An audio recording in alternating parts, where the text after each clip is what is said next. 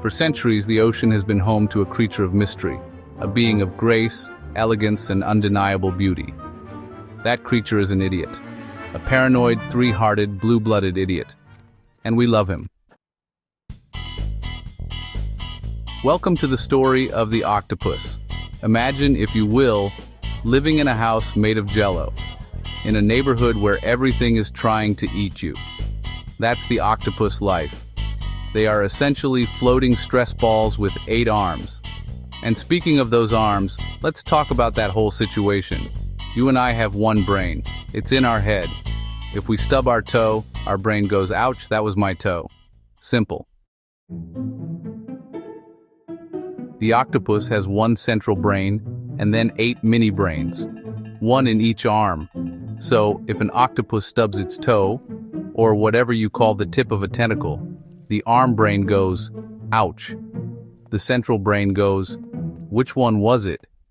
And the arm goes, I don't know, Sharon, figure it out yourself.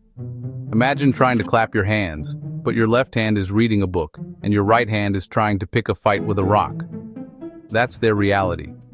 Complete neurological chaos. Because they have no shell, they have to wear a very fancy, very expensive invisibility cloak at all times. They can change color faster than a chameleon on a sugar rush. They can match the texture of the rock behind them. But here's the problem. They're also very, very dramatic. If they get a little nervous, they don't just hide. They flash bright red, then white, then purple, just to let everyone know, I am stressed out and I am handling it very badly. Now let's talk about the elephant in the room, their brain. These guys are smart, scary smart.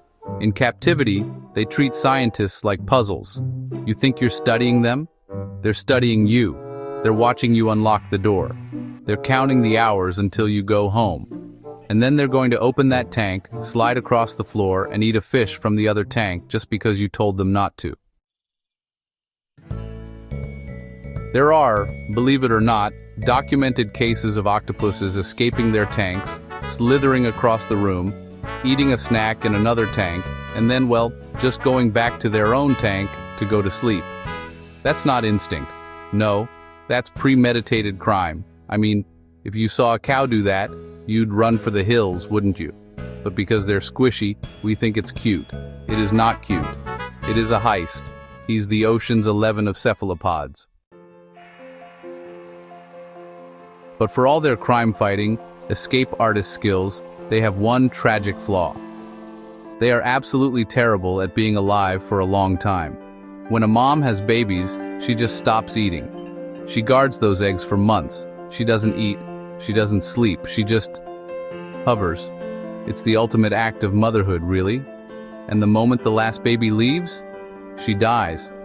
And well, the dad already died earlier because, quite frankly, he was useless. The babies?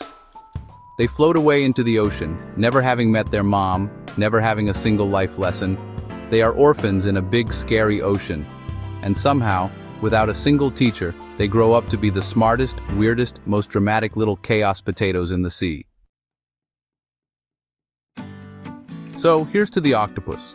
A creature so smart it can solve puzzles, but so dramatic it changes color when it gets a little scared. It is nature's greatest masterpiece, and also its most anxious.